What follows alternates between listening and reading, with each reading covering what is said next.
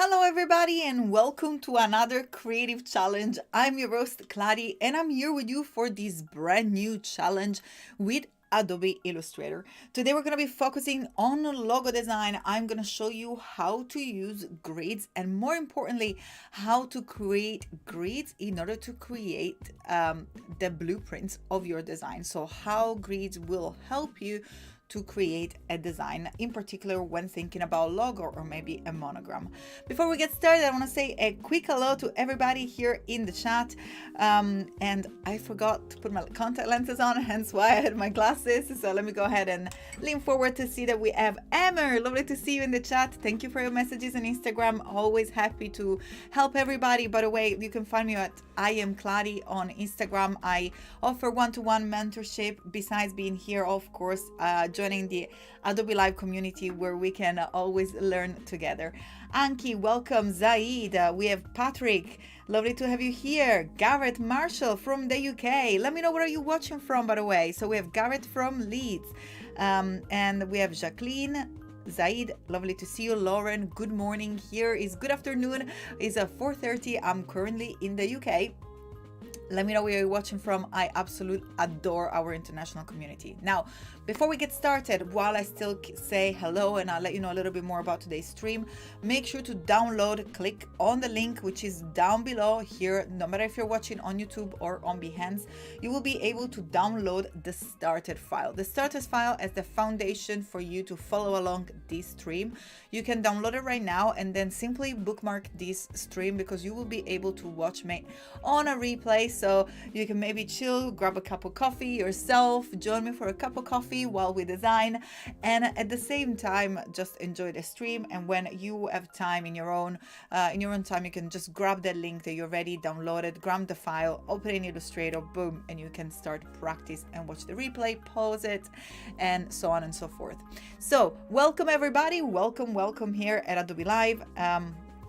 Linda from New England. 30 inches of snow. Wow. Emma, I'm so glad that you liked yesterday. So this is, we're nearly at the end of 2 weeks of challenges. I can't believe it. But let's jump into my screen. I like to get started nice and quick. So here it is. This is the starter file. You might think that, we're not really seeing much. I'm going to show you also a quick preview of the things that we're going to be creating today.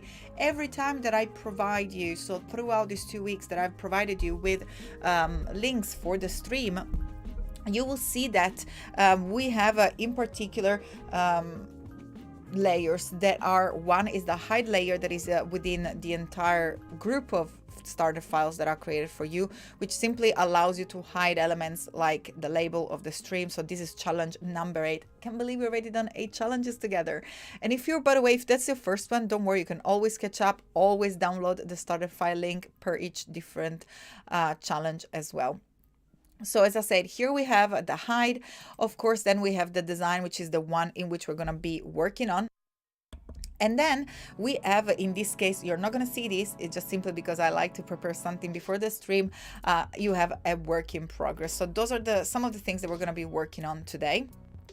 And of course, we have the possibility not only to toggle the visibility of these layers by controlling them with a little eye icon, but also to lock them. So in this case, you will see that because my work in progress is locked, I won't be able to click on it or modify anything.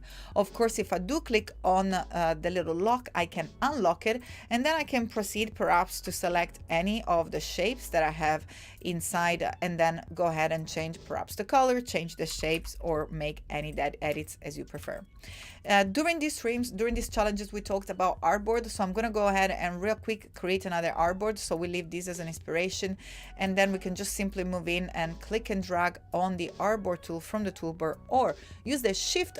By now you have been with me for 8 days in a row. You should know right away that the shortcut for artboards is actually Shift O. And by the way, I know that we have a minute of delay, but I'm gonna go ahead and ask you what is the shortcut for the rectangle tool and for the ellipse tool. Go ahead and use the chat and let me know if you know it. I want to know it. Quick. Don't go research it. If you don't know it, it's fine. It's always time to learn. If you want to research it, that's also fine. It's probably a good way of memorizing it. But what is the shortcut on your keyboard for the rectangle tool and for the ellipse tool? go, go, go. I want to see that in chat.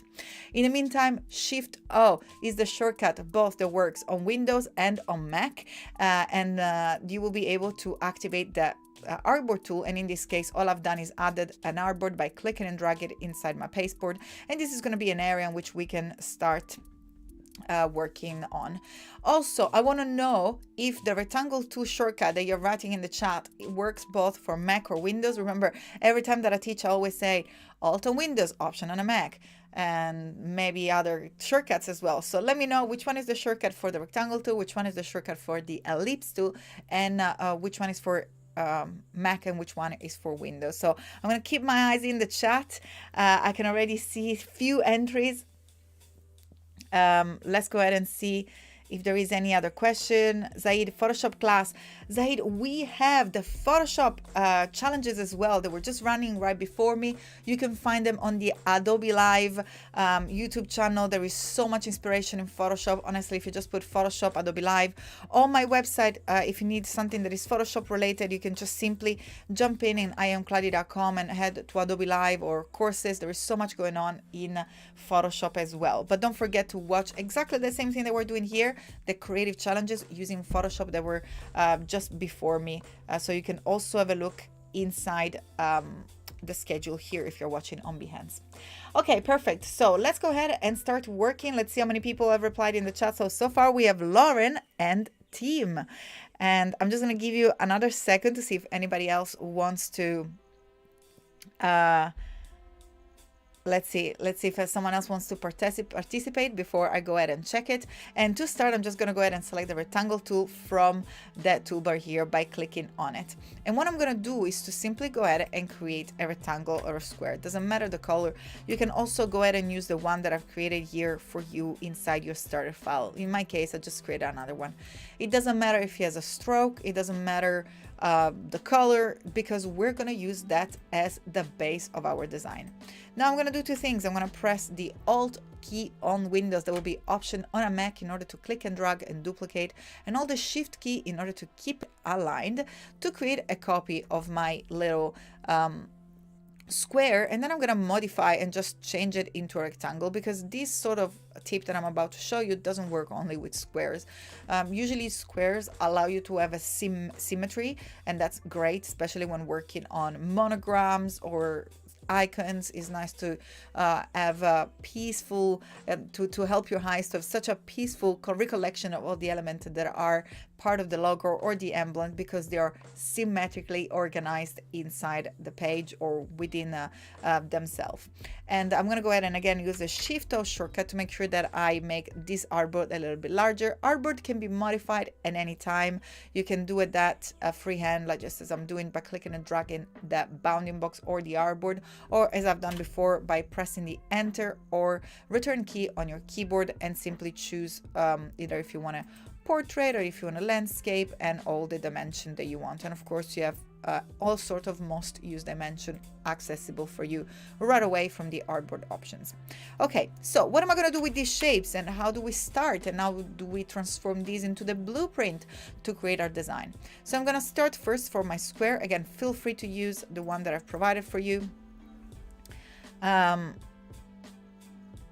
Let me see what's going on in the chat. So yes, the first one to reply to my question regarding the shortcut is Lauren. Yes, Lauren, absolutely.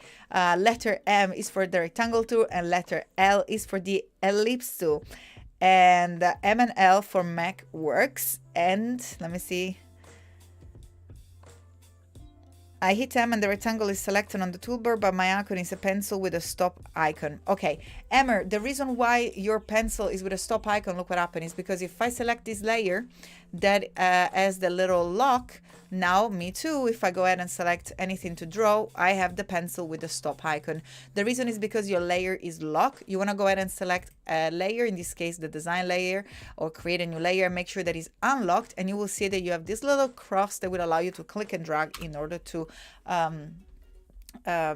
draw the rectangle. So letter M for the rectangle tool, letter L for the ellipse tool, and they work both on a Mac, on a Windows. Good job, Lauren. You were the first one to reply, and to reply correctly as well. And yeah, Fabio was saying, probably was having his point of view from the PC, and of course it works the same on Mac. Absolutely.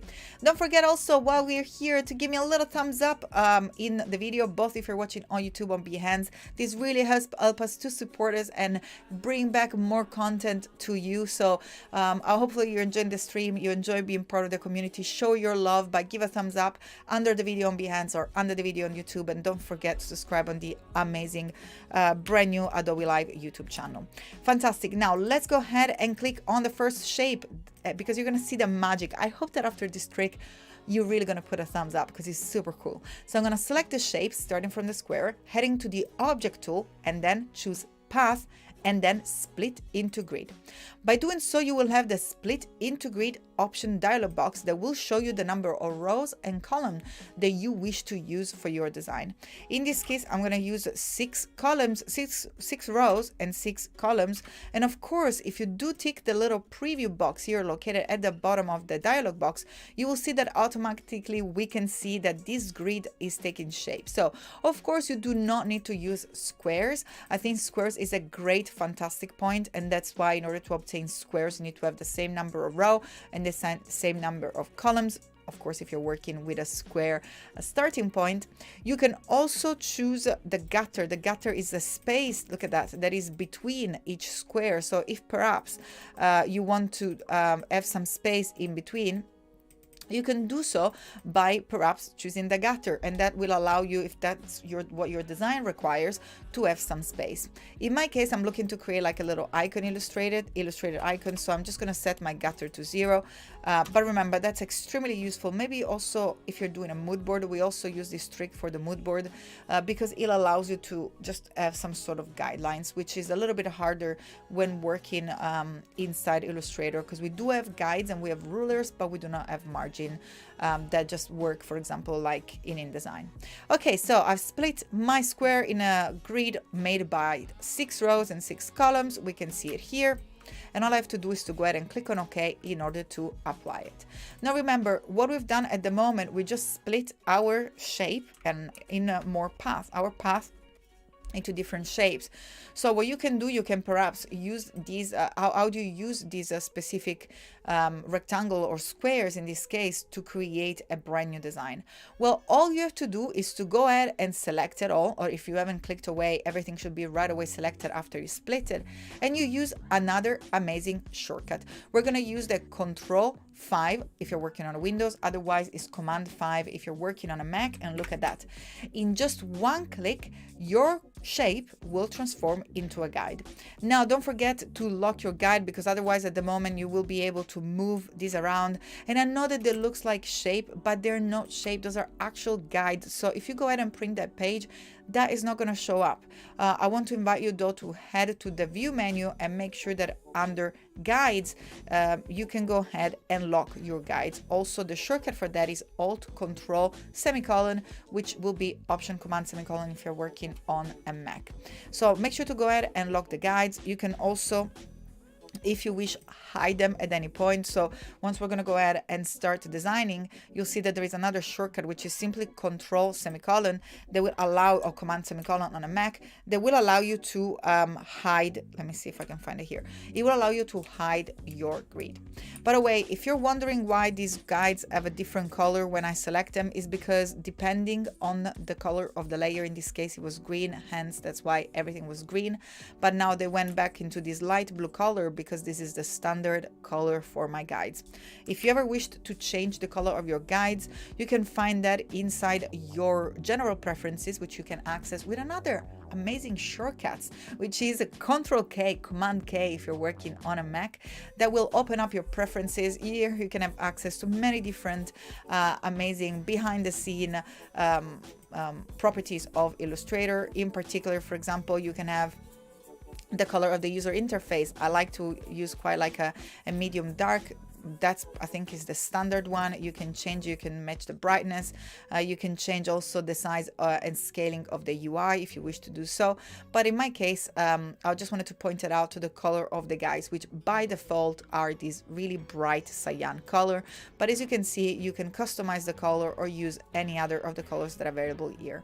I would strongly recommend not to use gray or black or either white, because white in particular you won't be able to see anything, especially because your artboard by default are set to white. Okay, now let's go ahead and click on OK, and you can see that now we have this grid that is there and is locked. And look at that, the layer is not locked, it's just our guide that is locked, and we can start design it. And before doing so, I'm just going to do that real quick with the rectangle just to show you that it works the same. Before moving forward, I want to make sure that there is no question in the chat. Emmer, yes, the very top layer is locked. That's the hide, is just for the little label here for the starter file. Don't worry about it. It's just a good reminder for everybody to make sure to simply hide the layer that is called hide. It's just there as a reminder that we're doing challenge number 8 and what the challenge is about. So when you're going to go ahead and open the starter file in the future, you know exactly what we're talking about, and you can go ahead and simply type that title inside of YouTube, and it will bring the video back so you can follow along with the same file. Okay, so we have Jake's Design from South Africa. Amazing. I love how broad our international community is. You can always watch the replay again. Yes, always watch, always have the chance to watch the replay. And also, you know, as you can see, I stopped for a second, and if there is any question or anything that you maybe want for me to do again, feel free to use the chat to ask it. And in fact, I wanted to do it again real quick with the shape. So we just have a normal rectangle shape, again, object, path, and that's perhaps the moment in which you want to take a screenshot as well. So select your shape, head to object, path, and then split into grid. From the split into grid dialog box, you will be able to add as many rows and as many columns as you want in order to split your design. Don't forget to hit on the preview in order to see the preview live as you change and add. And when you're happy with the final result, all you'll have to do is to click on OK, and then simply press the Ctrl 5 or Command 5 to transform your design into a guide, a useful guide that can work as a blueprint of your design. Now, before we move forward, there is something else that I wanted to show you here. So when we go ahead and use our path split into grid, we do have the option to add the guides directly from this specific dialog box here. But look what happened. If I click on add guides, it's going to give me the guides that go vertically throughout the artboard, so that perhaps going to interfere with other part of the design that I have over here. So in this case, that's the reason why I prefer not to add guides and just simply click on OK and use this amazing Ctrl 5 or Command 5 on a Mac shortcut that will allow you to transform that specific space and that specific grid that were created thanks to the shape into just guide that you can use to trace your design. So there are different ways in which you can use that. So in this case, for example, you can use other squares to create the little design that I've created there. Of course, I will always recommend you to zoom in. At the moment, as you can see from the beginning of the stream, I had my glasses on. So right now I'm a little bit blind without my glasses. They have too much reflection. So you can go ahead and zoom in order to create the shapes and then simply duplicate them as you go, just like so. And the beauty is that you do not have to worry about the distance between each element, because you know already that by following the grid, you're already making something that is already following the proportion. And as I said before, look how beautiful. We're just literally creating a tile. You know what? I want to push this stream. I'm actually going to show you. Yeah, we have the time. We have about 5 time to go together. We're going to create something beautiful here, and then I'll show you how to transform it into a pattern. So that's a hidden challenge within the challenge, actually a hidden tip, golden tip within the challenge. We didn't do any pattern in this set of challenges, so why not give you this little bit of a gift towards the end of this set of challenges, so you can learn how you can really take advantage of these techniques a step further, not only for your logo, but also, you know, sometimes when you create a logo, when you create even if it's just a monogram for a brand, creating a pattern will help you to really make sure that you can use that logo and that monogram everywhere. You can use it on packaging, you can use it on stamps, you can use it on stickers, you can use it on garments, you can use it anywhere. So let me show you how to do that. Okay, so all I'm doing here is literally creating a repetition of the same shape over and over again. And because I know that I'm already working within the boundaries of this design, as you can see here, I know exactly what is going to be the symmetrical and organized way to work, because here I have the first row squares, here I have the second row squares. I know it seems so easy, but it is easy because we have the grid behind us. Imagine if I had to do the same thing over here where I didn't have a grid. Let me just go ahead and change the side of my artboard so you can see everything with a white background right here. So imagine if I had to guess exactly what's going to be the proportion in order to create a smaller diamond shape here. I really had to guess which one would it be. Is that okay? Is not that okay? But here, while we have the grid, all I have to do is Control C to copy, or Command C to copy, Control F or Command F to paste it on top, and then again use the Alt and Shift key to proportionally resize it from the center. And I know exactly when to stop, because my grid, it tells me that that's exactly when my little unit square is gonna stop. So that's the place where I have to stop. And you can go ahead and do as many of the design as you want. I'm just going to go ahead and follow this particular design over here. So again, you can just simply go ahead and create duplicates of these diamonds. And in this case, again, I'm going to place it over here. And let's go ahead and change it, give it another color. So maybe that can help us. Also, I've noticed something else that I want to tell you here. It looks like that the more I'm resizing my design, I don't know if you can notice it here, is very minimal, but the size of the stroke is also changing. So look at that here, the stroke is bigger and the stroke is smaller, and here is even smaller, and we don't want that unless that's what specifically you're looking for. So you can either select everything, go to the properties panel and assign perhaps, you know, one unique number. In this case, I'm setting everything to 3, but most importantly, you can add to your transform, in which you do not, all you have to do is to antique scale strokes and effect. So whenever, now I'm going to go ahead and make a copy of this shape over here, I can go ahead and scale it, and you'll see that the stroke will remain the same. So if I click on it, it's still 3. So if that is happening to you, it's simply because you have that particular element that is still there. Okay, so of course now I'm working fast because I really want to show you how to create the pattern. Don't forget to zoom in, but look how beautiful we created this geometric design so quickly. And if you're wondering how I have created the little tulip there, that was literally, that's just a rectangle that I've duplicated. All I've done is create a rectangle, and I covered half of my grid, so I have a 3 by 6 rectangle, and all I've done is taken the power of my little corner widget, and I've just created this little petal here from one side. You can create it like of whatever sizes you want. Like, let's just leave this one right there. Let's make it a little bit different. And again, Control C, Control F, and we're going to use our properties panel to simply flip it horizontally, and we're going to move it exactly to the other side of our little grid. You can keep the stroke. In this case, maybe we can make it even a little bit bigger. And then again, all I've done here is to press Command C and Command F to copy the both of the selection. And I knew exactly when to stop, because over here, I had the same situation where I already knew that all I wanted to do is to go minus one little square.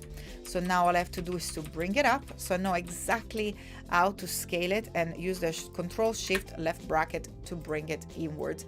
And I keep going. I can keep doing that over and over again. Again, I can scale it. I use the Shift and the Shift key in order to make sure that I resize it proportionally so I don't distort it. And I use, of course, the Alt key to make sure that that is now actually also proportionate to the center. So I'm scaling it to the center, and I'm scaling it proportionally as well. I'm gonna bring this back, and here we have our little tulip. Same for the leaves. But before we move forward, I want to show you to transform that into a square. Probably have 1 minute.